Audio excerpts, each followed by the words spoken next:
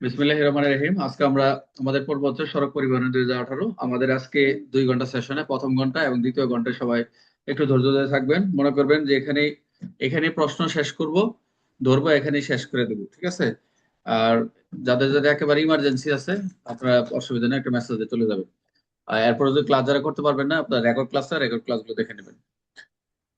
আর এখন ক্লাসগুলো হবে খুবই চূড়ান্ত, কোনো একেবারেই চূড়ান্ত মানে চূড়ান্ত, কিছু অনেক বাদ দিব, কিছু ঢুকবে, কিছু সংযোজন হবে। আর এখন যেগুলো দিব সেগুলো দিয়ে দিব, এটা প্রশ্নগুলো, এমসিকিউ গুলো। তো আমরা শুরুতে দেখতে পাচ্ছি এখানে একটা সরাসরি ধারা থেকে প্রশ্ন নিয়ে আসছে এবং উত্তর নিয়ে আসছে, এমসিকিউ নিয়ে আসছে। ভালো করে বুঝেন। প্রশ্ন হচ্ছে ধারা 6। এখানে এই 6 ধারা থেকে শুধু আপনাদের এমসিকিউ আসবে, এটা রিটার্নের কোনো প্রশ্ন না। তবে আমি প্রশ্ন তৈরি করছি যে সড়ক পরিবহনের যে 6 ধারার যে হেডলাইনটা বলা আছে, ড্রাইভিং লাইসেন্স প্রদান। কর্তৃপক্ষ যে 4 ধারা যে অনুযায়ী ড্রাইভিং লাইসেন্স দিবে, ড্রাইভিং লাইসেন্স ছাড়া গাড়ি চালাতে পারবে না কন্ডাক্টর এবং ড্রাইভার, যেই থাক। ড্রাইভিং লাইসেন্স প্রদান করবে, নবায়ন করা, ঠিকানা পরিবর্তনের কিছু নিয়ম কানুন, এই কথা বলছে। তো যেখানে এখানে কিছু বিধান হচ্ছে, এই 6 ধারায় আমরা যেটা জানবো, এখানে দুইটা এমসিকিউ আছে। এখানে ড্রাইভিং লাইসেন্স যাদের দিবে একটা নির্দিষ্ট ফিস, এবং কোন ভিত্তিতে দিবে, এই 6 ধারায় বলা রয়েছে জাতীয় পরিচয় সত্যায়িত কপি সহ একটা নির্ধারিত ফর্ম রয়েছে, সেখানে আবেদন করবো কর্তৃপক্ষের এই ড্রাইভিং লাইসেন্স পাওয়ার জন্য। যেটা আমরা মোটরসাইকেল বা অন্যান্য আমরা যারা গাড়ি চালাই, আমরা জানি এর প্রক্রিয়াটা কি। তো ড্রাইভিং লাইসেন্স পাওয়ার যোগ্যতা হিসেবে যে প্রযোজ্যতা এবং নবায়ন, ঠিকানা পরিবর্তন, অনেকগুলো বিধান রয়েছে। তো আমরা জাস্ট এখানে এমসিকিউ নিব যে লাইসেন্স পাওয়ার প্রধান শর্ত হচ্ছে আহ, কয়েকটা রয়েছে। এর ভিতর অন্যতম হচ্ছে অপেশাদারের ক্ষেত্রে, এটা এমসিকিউ আসবে, অপেশাদার লাইসেন্স পাওয়ার জন্য বয়স কমপক্ষে 18 লাগবে। আর অপেশাদার ক্ষেত্রে ড্রাইভিং লাইসেন্সের জানান তো কত বছর ড্রাইভিং লাইসেন্স পাওয়া যায়, কত বছর? 10 বছর। আমরা যেটা পাইছি, যেমন আমি অপেশাদার করছি, সেটা হলো 18। অপেশাদারের ক্ষেত্রে 10 বছর, আর পেশাদার হচ্ছে 5 বছর থাকে। তা পেশাদার লাইসেন্স থেকে বয়স হবে 21 বছর। এটা হলো এমসিকিউ। আর লেখাপড়ার সে যোগ্যতার কথা বলছে, কমপক্ষে অষ্টম শ্রেণী বা সমমানের পরীক্ষা উত্তীর্ণ হতে হবে। আর একটা বিষয় হচ্ছে শারীরিকভাবে মানসিকভাবে সক্ষম, এগুলো হচ্ছে মেডিকেল করা, যখন আমরা যখন পরীক্ষা দিই তখন মেডিকেল দেখাইতে হয়। এখন মেডিকেল চোখের দৃষ্টি, শারীরিক, এগুলো দেখে। আর মোটরযান চালানোর জন্য আমরা যখন গিয়েছিলাম, ওখানে একটা যোগ্যতা যাচাই করেছে, এবং যে যেরকম ভারী হালকা, এগুলো টেস্ট করে, পরীক্ষা নেয় তাদের। এবং একটা বিধি হচ্ছে, এই বিধি ধারা নির্ধারিত যে কিছু ফর্ম গুলো আছে, সেগুলো শর্ত পূরণ করে। এই শর্ত যদি কোনোভাবে পূরণ না হয়, তাহলে আবেদন কি হবে, কর্তৃপক্ষ প্রত্যাখ্যান করে দিবে। তবে শর্ত পূরণ করলেই আমরা সরাসরি প্রথম কি পাই, ড্রাইভিং লাইসেন্স পাই না। আমরা কি পাই সরাসরি? আমাদেরকে একটা শিক্ষানবিশ ড্রাইভিং লাইসেন্স ছাড়া আমাদেরকে ড্রাইভিং শিক্ষানবিশ লাইসেন্স আমরা পাই। ই লার্নিং নাকি এই লার্নার কি কার্ড। তো যাই হোক, এই লাইসেন্স প্রাপ্ত কিন্তু এটি সারা বাংলাদেশেই প্রযোজ্য হবে। এখানে এমসিকিউ হচ্ছে অপেশাদার লাইসেন্স কমপক্ষে বয়স 18, পেশাদার লাইসেন্স 21। এই 6 আর অন্যান্য কোনো কিছু করা দরকার নেই। আচ্ছা, তাহলে আমরা কি দেখতে পাইলাম? অপেশাদার লাইসেন্স ন্যূনতম বয়স 18, পেশাদার লাইসেন্স ন্যূনতম 21, শিক্ষার যোগ্যতা অষ্টম। আর এখানে একটা এমসিকিউ আছে যে ঠিকানা পরিবর্তন একটা বিষয় রয়েছে, যে নবায়ন, ঠিকানা পরিবর্তন। এখানে অন্যান্য বিস্তারিত এত কিছু দরকার নেই। ঠিকানা পরিবর্তনের ক্ষেত্রে যদি কেউ লাইসেন্সে উল্লেখিত ঠিকানা পরিবর্তন করতে চায়, কর্তৃপক্ষের কত মাসের মধ্যে আবেদন করতে হবে, একটা এমসিকিউ। এবং সেটা নতুন ঠিকানা হলে লাইসেন্সে লিপিবদ্ধ করবে এবং রেজিস্টার অন্তর্ভুক্ত করবে, সেটা হচ্ছে 3 মাস। খেয়াল রাখবে, এটা একটা এমসিকিউ। আচ্ছা। আর লাইসেন্স হস্তান্তর লাইসেন্স কিন্তু হস্তান্তরযোগ্য না এটা। আর লাইসেন্সের প্রয়োজন কোথায়? সমগ্র বাংলাদেশ, এটা খেয়াল রাখবেন। তাহলে যদি প্রশ্ন করি যে ড্রাইভিং লাইসেন্সের পাওয়ার জন্য আবেদন করার সময় কোনটি সত্যায়িত কপি দিতে হবে, কোনটি? পাসপোর্ট, জাতীয় পরিচয়, জন্মদিন, শিকল, কোনটা লাগে? জাতীয় পরিচয় পত্র। অপেশাদার ড্রাইভিং লাইসেন্সের ন্যূনতম বয়স কত আমরা জানি? অপেশাদার 18 বছর। 18। আর পেশাদার ড্রাইভিং লাইসেন্স ন্যূনতম বয়স কত? 21। 21 বছর। ড্রাইভিং লাইসেন্সের জন্য ন্যূনতম শিক্ষাগত যোগ্যতা কত? অষ্টম শ্রেণী বা সমমান। আর ড্রাইভিং লাইসেন্সের জন্য কি করতে হবে? পরীক্ষা উত্তীর্ণ হতে হবে, মোটর চালানোর যে যোগ্যতা যাচাই পরীক্ষা। আচ্ছা। আর এটা আমরা কি দেখলাম যে ড্রাইভিং লাইসেন্সের ক্ষেত্রে কতদিন, যে ড্রাইভিং লাইসেন্স মেয়াদের জন্য কতদিনের জন্য মেয়াদ করা হবে, এটা নির্ধারিত মেয়াদের জন্য দিবে, এটা কোনো ই নাই। তবে আমরা যেটা দেখলাম, এটা নির্ধারিত মেয়াদের কথা বলছে, অন্য কোনো কিছু দরকার নেই। ড্রাইভিং লাইসেন্সে উল্লেখিত ঠিকানা পরিবর্তন করতে হলে, যদি পরিবর্তন কত কত সময়ের মধ্যে আবেদন করতে হবে? 3 মাস। Very good. তাহলে আমাদের 6 দ্বারা ক্লিয়ার। 6 দ্বারা আমরা ক্লিয়ার পাইলাম। তাহলে আমরা 18 অপেশাদার, অপেশাদার কত? 18, পেশাদার 21, আর অষ্টম শ্রেণী শিক্ষা 3 মাস, ঠিকানা পরিবর্তন 11। এখন হচ্ছে 11। 6 দ্বারা কোনো কোনো কোশ্চেন আছে সবার? ছয় দ্বারা আমরা এটা শুধু এমসিকিউ পাশে লিখে রাখবেন এমসিকিউ, এটা কোনো রিটেন হবে না। 11 এখন হচ্ছে 11, এটাও এমসিকিউ। বলতে পারেন 4, 6, 8 এগুলো পড়েন, এগুলো দরকার নেই, এগুলো জাস্ট রিডিং, এগুলো দরকার নাই। 4টা ড্রাইভিং লাইসেন্স এগুলো পরীক্ষা, এগুলো পড়বো আসবে না। 11 পয়েন্ট বরাদ্দ রয়েছে ড্রাইভিং লাইসেন্স সড়ক পরিবহন 2018 সালের কিছু, যে ড্রাইভার যারা যারা গাড়ি চালায় পেশাদারি তো অপেশাদারদের ক্ষেত্রে কিছু পয়েন্ট বরাদ্দ আছে এবং কর্তন করবে, কোন কোন ক্ষেত্রে কর্তন করবে। তাহলে সড়ক পরিবহন আইনের 11 অনুযায়ী প্রশ্ন হচ্ছে সড়ক পরিবহন অনুযায়ী ড্রাইভিং লাইসেন্স পয়েন্ট বরাদ্দ কর্তন বিধান কি। এখানে সরাসরি ধারাতে আসবে না প্রশ্নটা, যেহেতু আমি এখানে ক্লাস নেওয়ার ক্ষেত্রে আমি লিখছি, কিন্তু আপনাদের যখন প্রশ্ন করবো যে সড়ক পরিবহন আইন 2018 অনুযায়ী ড্রাইভিং লাইসেন্স পয়েন্ট বরাদ্দ ও কর্তনের বিধান কি, তাহলে শিক্ষানবিশের ক্ষেত্রে ড্রাইভিং লাইসেন্স ব্যতীত বলছে, শিক্ষানবিশ লাইসেন্স ব্যতীত অর্থাৎ মানে আপনার শিক্ষানবিশ যেটা আমরা পাই এই ড্রাইভিং লাইসেন্স যেটা লার্নার কার্ড, এবং প্রত্যেক ড্রাইভিং লাইসেন্সের বিপরীতে 12টি পয়েন্ট বরাদ্দ থাকবে, সেটা হচ্ছে 11 ধারা বলা রয়েছে। এবং সেটা হচ্ছে এই করবে হচ্ছে এই আইনের অধীন অপরাধ সংগঠনের কারণে যে এর কারণ কি এই 12টা পয়েন্ট এই কারণে করা হয়েছে, কারণ হচ্ছে সড়ক পরিবহন আইনে রাস্তাঘাটে অনেক দুর্ঘটনার সাথে সম্পৃক্ত অনেকভাবে যে কোনো একটা অ্যাক্সিডেন্ট বা ইনসিডেন্ট হতে পারে। এই অপরাধ যাতে সংগঠন না হয়, যাতে সে কম করে, এই জন্য দুঃসূচ কিছু পয়েন্ট কর্তন করা যাবে। এবং সরকারের কি করবে, এটা পূর্ব অনুমোদনই করতে, এটা হ্রাসও করা যাবে, বাড়ানো যাবে, এটা কর্তৃপক্ষের নিয়ে। তবে পয়েন্ট কর্তনের ক্ষেত্রে বিশেষ বিবেচ্য বিষয়গুলো কি কি, এটা একটু মনোযোগ দেন সবাই, যে কোন কোন ক্ষেত্রে পয়েন্ট কর্তন হয়ে যাবে। আর যখন পয়েন্ট গুলো 12 পয়েন্ট যখন একেবারেই শেষ হয়ে যাবে, তখন আপনার ড্রাইভিং লাইসেন্স একেবারেই বাতিল হয়ে যাবে। আচ্ছা, লাল বাতি অমান্য করে কেউ যে গাড়ি চালায়, যেহেতু এখন এআই চলতেছে ঢাকা, অন্যান্য জায়গায় জানি না, ঢাকায় যেহেতু এআই বসানো হয়েছে, আর্টিফিশিয়াল ইন্টেলিজেন্সের মাধ্যমে ক্যামেরা এগুলা সব সার্ভিলেন্স করতেছে। তো লাল বাতি অমান্য করে গাড়ি চালায় কর্তৃপক্ষ যদি মনে করে, তো এটা 1 পয়েন্ট 2 পয়েন্ট কমাই দিতে পারে। নিশ্চিত করে স্থান যেখানে বলা হচ্ছে এখানে স্ট্রিক্টলি প্রহিবিটেড, এখানে গাড়িগুলো রাখা নিষেধ, এখানে আপনি রাখলেন, ওভারটেক করলেন, গাড়ি না থামিয়ে সরাসরি প্রধান সড়কে একেবারে এক জায়গায় না থামিয়ে সরাসরি প্রবেশ করলেন, নির্ধারিত গতিসীমা লঙ্ঘন, নির্ধারিত গতিসীমা যে রয়েছে এটা লঙ্ঘন করলেন। বলা রয়েছে স্পিড 50, 40 দেওয়ার জন্য আপনি 80-তে টানলেন। ইচ্ছাকৃত ভাবে পথ আটকালেন, কোনোভাবে গাড়িকে আপনি অন্য গাড়ি চলাচলে বাধা সৃষ্টি করতেছেন। একমুখী সড়কে বিপরীত দিক থেকে গাড়ি চালানো, দেখেছে একমুখী অনেক, এটা আমরা বিপরীত দিকে চালাই, মাঝে মধ্যে আমরা করি যেটা। বেপরোয়া বিপজ্জনক গাড়ি চালানো ও ওজন সীমা লঙ্ঘন, এই যে বেপরোয়া বা ডেসপারেটলি গাড়ি চালানো যদি কেউ চালায়, ওজন সীমা যে কিছু কিছু রয়েছে, ওজনের দেখা গেছে একটা গাড়িতে তার এত টন বার, কিন্তু তার অতিরিক্ত রয়েছে, যেটা রাস্তা এবং তার কিছু কিছু ব্রিজ রয়েছে সেগুলোর জন্য, এগুলোর লঙ্ঘন। মদ্যপ বা নেশাগ্রস্ত অবস্থায় গাড়ি চালানো, ভেরি ভেরি ইম্পর্টেন্ট, যে মদ্যপ বা নেশাগ্রস্ত যদি গাড়ি চালায় তাহলে এই পয়েন্ট কর্তন করা যাবে। এবং অন্যান্য বিধির কথা বলছে, তাহলে মোট কথা হচ্ছে এখানে পরীক্ষায় এমসিকিউ আসবে। লাইসেন্সের পয়েন্ট কতটি, 11 ধারায় বলছে 12টি।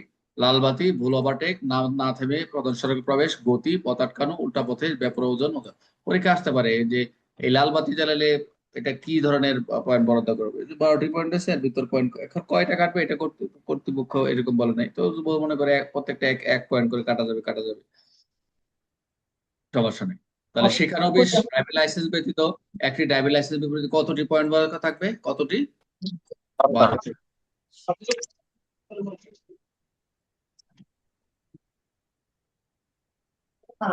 12 ধারা, 12 ধারা এই ক্লাসে ঢোকার সাথে সাথে বলছি নারায়ণগঞ্জ থেকে কথা আসতেছে। 12 ধারা, 12 ধারা মনোযোগ দেন সবাই, সড়ক পরিবহন আইন 2018 সালে 12 ধারা।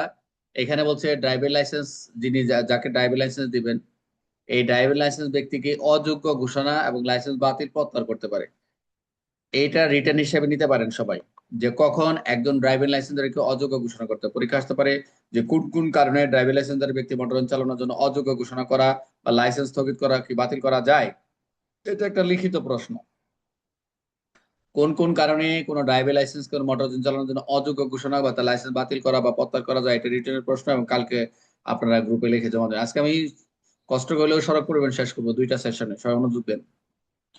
তাহলে আমরা এই 12 ধারায় আমরা দেখবো, যে 12 ধারায় স্টাডি করি বা পর্যবেক্ষণে যেটা পাবো, যে কোনো লাইসেন্সধারী ব্যক্তিকে যদি অসুস্থ থাকে, অপ্রকৃতিস্থ থাকে, শারীরিকভাবে মানসিকভাবে অক্ষম থাকে, বা মদ্যপ হয়ে থাকে, অভ্যাসগত বা ক্রিমিনাল অফেন্ডার হয়ে থাকে, বা অন্য কোনো কারণে কোনো মোটর চালানোর যদি অন্য কোনো রিজন তার থাকতে পারে, যে সে গাড়ি চালাতে আনফিট, অযোগ্য হলে তাহলে কর্তৃপক্ষ তাকে কি করতে পারে, ডিক্লারেশন করবে যে একটা আনফিট, তখন তাকে অযোগ্য ঘোষণা করতে তার লাইসেন্স স্থগিত, বাতিল, প্রত্যাহার সবই করতে পারে। এটা 1 নম্বর পয়েন্ট। 2 নম্বর পয়েন্ট হচ্ছে যে লাইসেন্স প্রদানকারী বা লাইসেন্সধারী যে ব্যক্তি আইন বিধি যে রয়েছে আমাদের সড়ক পরিবহন আইন, যে এই বিধি প্রদান লাইসেন্সের শর্তে যে সকল আদেশ, পরিপত্র এবং নীতিমালা যে সকল কথা রয়েছে, আদেশ, পরিপত্র এবং নীতিমালা লঙ্ঘন যদি করে, কোনো কারণে যদি লঙ্ঘন হয়, সেক্ষেত্রে লাইসেন্স প্রত্যাহার বাতিল করতে পারে। যেমন আমরা 11 দ্বারা পড়েছি, লাইসেন্সের পয়েন্ট গুলো এতগুলো, যে পয়েন্ট গুলো দেওয়া হয়েছে, যে যে কারণে লাল বাতি বর্ণনের দেশগুলো যদি অমান্য করে, তার পয়েন্ট, এই ক্ষেত্রেও তার পয়েন্ট একদম নাই, বারবার সে অপরাধগুলো করতেছে, তখন লাইসেন্স তার কি করতে পারে, বাতিল করতে পারে। 1 নম্বর সবসময় খেয়াল রাখবেন, ভেরি ইম্পর্টেন্ট, যে কোনো ভাবেই সে অসুস্থ হোক, অপ্রকৃতিস্থ হোক, শারীরিকভাবে মানসিক অক্ষম যদি হয়, সে কন্টিনিউ যদি ড্রাঙ্কেন থাকে, মদ্যপ গাড়ি চালায়, তাহলে তার লাইসেন্স বাতিল করতে পারে। এবং যদি কোনোভাবে, এটা 3 নম্বর যেটা পাবো, যে লাইসেন্স যদি কোনোভাবে প্রত্যাহার বা বাতিল করা হয়, তাহলে সংশ্লিষ্ট কোনো মোটরযান চালাতে কোনোভাবেই সে পারবে না, এটা খেয়াল রাখবে।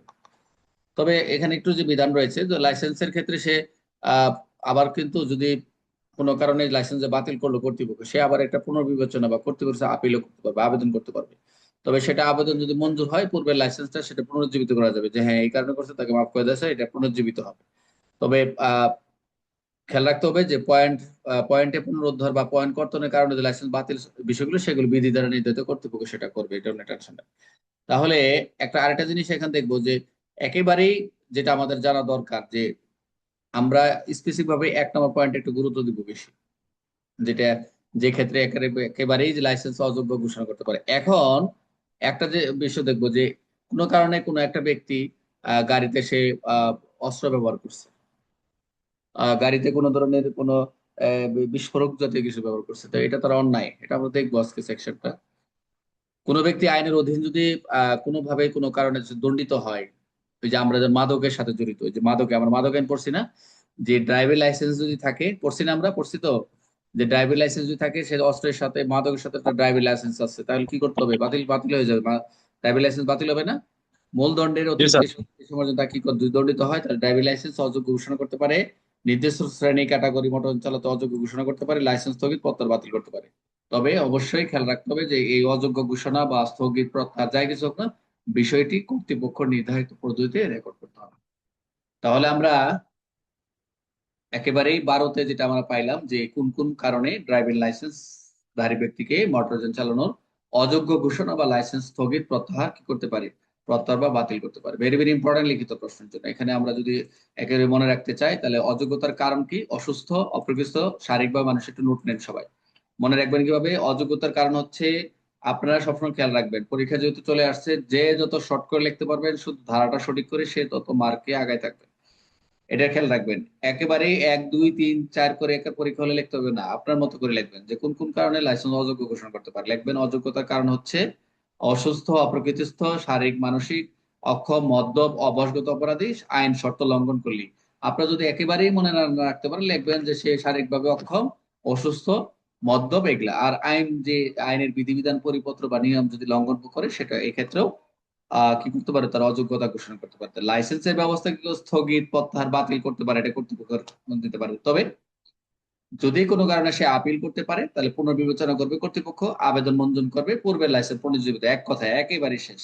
এই আপিল যদি কোনো ব্যক্তি, লাইসেন্সধারী ব্যক্তি যদি সে এটাকে আবার রিকভারি করতে চায়, তাহলে সে আবার আবেদন করবে, এটা পুনর্বিবেচনা নেবে কর্তৃপক্ষ, আবেদনটা মঞ্জুর করবে, এবং পূর্বের যে লাইসেন্সটা ছিল সেটা আবার স্টার্ট করে দেবে, আবার কার্যক্রম পরিচালনা করবে, এটা পুনরুজ্জীবিত আর কিছু।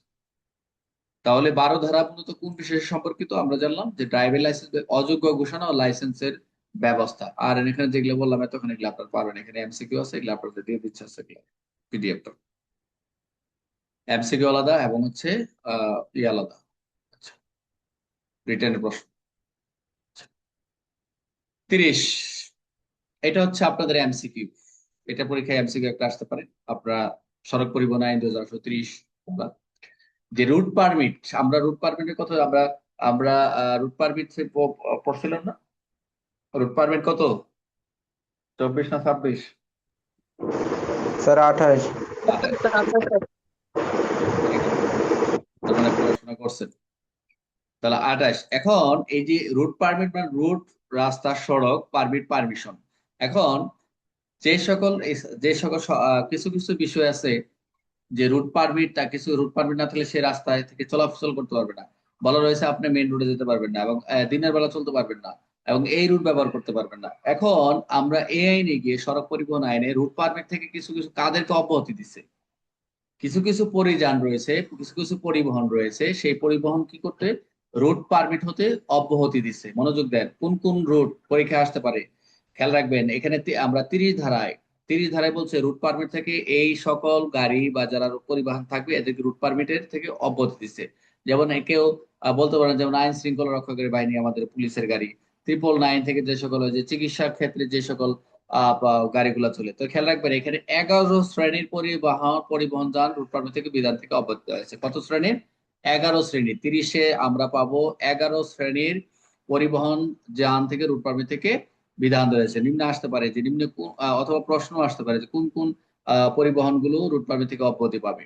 তাহলে প্রথমটা হচ্ছে যে সরকার বা সরকারের পক্ষে কোনো ব্যক্তি, প্রতিষ্ঠান বা মালিকানাধীন পরিবহন যোগ্য, এগুলো পড়বেন।